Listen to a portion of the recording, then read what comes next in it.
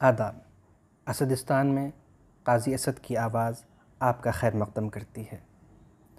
विकास दुबे के एनकाउंटर पर मोहतरम भाई राहुल गांधी साहब ने एक शेयर किया ट्विटर पर। कई जवाबों से अच्छी है खामोशी उसकी, न जाने कितने सवालों की आबरू रख ली। लेकिन इसमें एक गलती हो गई, जल्दबाजी में शायद।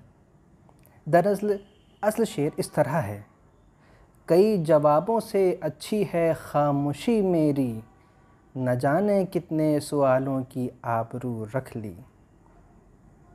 तवज्जो रहे, मैं इस पर एतराज़ नहीं कर रहा हूँ कि उन्होंने खामोशी मेरी को खामोशी उसकी कर दिया, बल्कि मेरा कहना ये है कि सही लफ्ज़ इस शेर में है खामोशी, ना कि खामोशी। अगर हम खामोशी कहेंगे तो मिसरा ख़राब हो जाएगा, लाइन बिगड़ जाएगी, मीटर गड़बड़ा जाएगा। और दूसरी बात, दूसरे शेर के आखिरी लफ्ज़ को लिखा गया है रख ली, जबकि सही लफ्ज़ है रखी। शुक्रिया।